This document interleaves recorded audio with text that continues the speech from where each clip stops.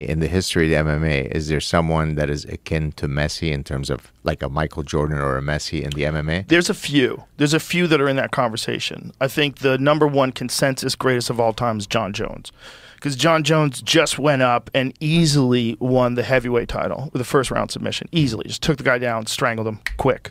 And the way he did it was like so extraordinary. His control of distance, his management of the space, like the way he set it up. It's really tough to argue that he's not the greatest of all time. Undefeated as a light heavyweight, had one defeat that was a disqualification that's 100% bullshit. He was on top of this guy, smashing him, beating the fuck out of him. But they said that he did 12-6 elbows, which are the dumbest fucking ever rule in MMA. Because what if it's 12:05? What if it's 12:05? Sorry, what does that mean? I don't see. Oh, I'm sorry. Yeah. From the position on the clock. Okay. An elbow straight down is illegal. Oh, I see. Doesn't make any sense. You have to do it sideways? How do you do it? You do it at an angle. Okay. But it's literally because the athletic commissions that were sanctioning MMA initially, they said, you know, we've seen those things on ESPN where people break bricks with their elbows. You can't do that. It's too dangerous. So you can't do that on the ground. You can't even do it standing up, I don't believe. I think if someone comes straight at you and tomahawk elbows you, I believe that's illegal. I'm not sure about that. But on the ground, it's most certainly illegal. And it's the dumbest rule. It doesn't make any sense. A regular elbow is just as hard. An elbow like this is just as hard. It might be more hard because you can kind of get more of your shoulder into it. Where this might be a more awkward move that, I mean, I'm not the best at this, but I would think that this is not as good as this. This seems like I'm getting a lot of weight into that. I'm getting the torque off my hips. This, I'm kind of coming up and down. Right. I feel like I have more ability to generate force going sideways, going into it like that. So I think if you measured it, I bet this elbow is stronger for like the elite fighters. So it's not a matter of like whether or not it makes sense. It's a dumb rule. And that's the only time he ever lost. He got he got disqualified. Okay. It's the only time he ever lost. Other than that, like he's like at certain point in times in his career, he was like playing with his food. Like he let fights go on too long where he's like almost disinterested and engaged. Like he wanted to try standing up with guys who were supposedly great strikers. Just decided not to try to take people down.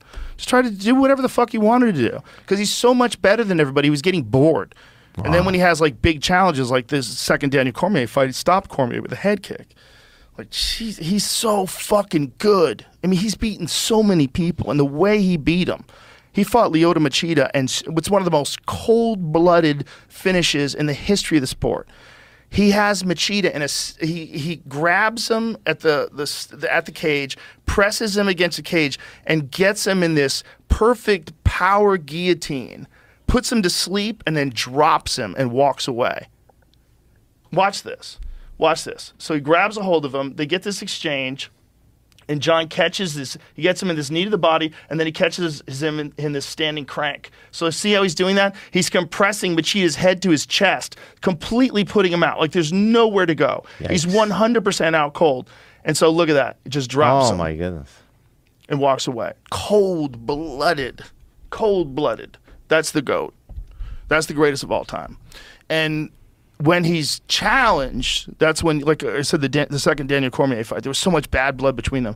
When he's challenged, really challenged, that's when you see how good he really is. Right. The problem is he's so much better than almost everybody that ever has done the sport that he, at certain times, just got too distracted, partying a lot, fucking off a lot. But did you think there are any personality traits that predict people who are likely to be interested in MMA fighting versus other sports? There's so many personalities. It's really interesting. The diversity in personalities in MMA is really fascinating to me as a person who's an analyst. Like there are people that are very calm and disciplined and religious, like people like the greatest, like Khabib Nurmagomedov, who's also in the conversation of who's the greatest of all time. He's also in that conversation. He's Azerbaijan, or what is he? Dagestan. Dagestan, okay. He's in the conversation of the greatest of all time because it's not even a matter of whether he lost, because he never lost. He was 29-0. It's a matter of did he ever lose a round? And he lost maybe one round in the Conor McGregor fight, because in the Conor McGregor fight, he was in one round, it looked like he was kind of taking a round off to really put the heat on him. He was slowing Conor down, and then he was just taking him down and beating the shit out of him, yelling at him, let's talk now, let's talk, because there was so much like trash talk during, and You know, it was a very emotionally charged fight. And I think he might have lost one round in that fight where Conor got the best of him standing.